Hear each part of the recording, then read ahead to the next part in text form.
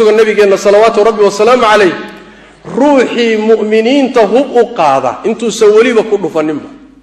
mu'miniintu hub u qaatay isu diyaariyey inuu laayo lacnada malaa'igta ku soconaysa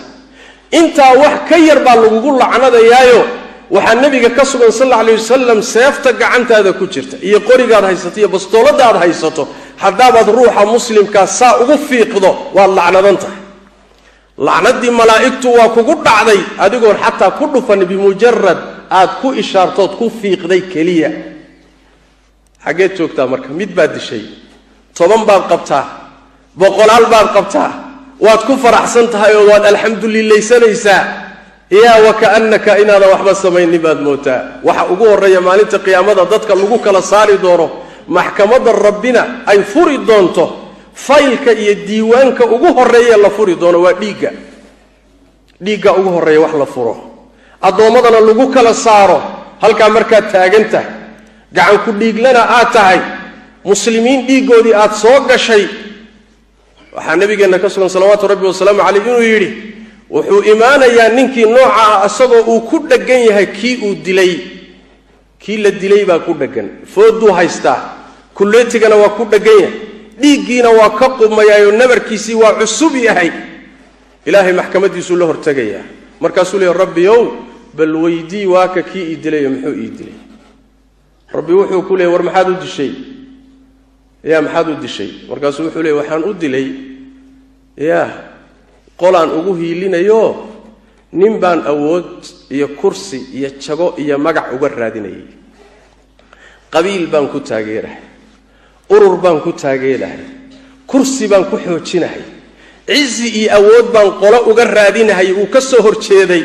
sidaas daraadeed baan u dilo qolaan cizi iyo sharaf uga raadinay markaasuu rabbi wuxuu leeyahay tabaaraka wa tacaala ciziga ana iskale cid kalena male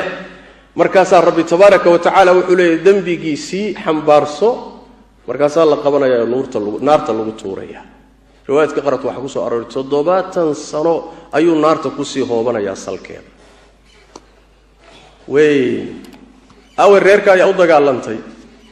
awe qabiilkaad u dagaalantay awe ururkaad wax u burburisay awe amiirkii ku amray awe ninkii dhaqaalaha ku siiyey awe ninkaad kursiga iyo jagada saaraysay meesha muxuu ku tarayaa waxbuu kula qabanayaa ma wallah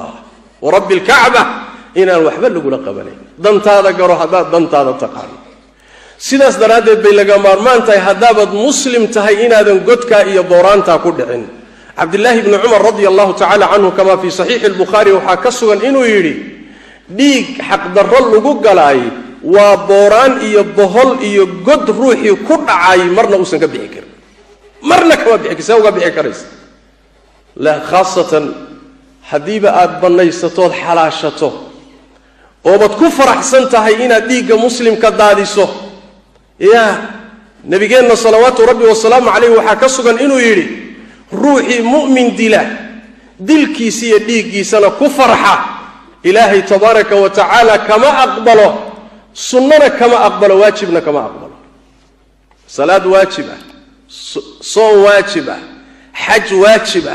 cibaado waajiba laga aqbali maayo mid sunna ana warkeeda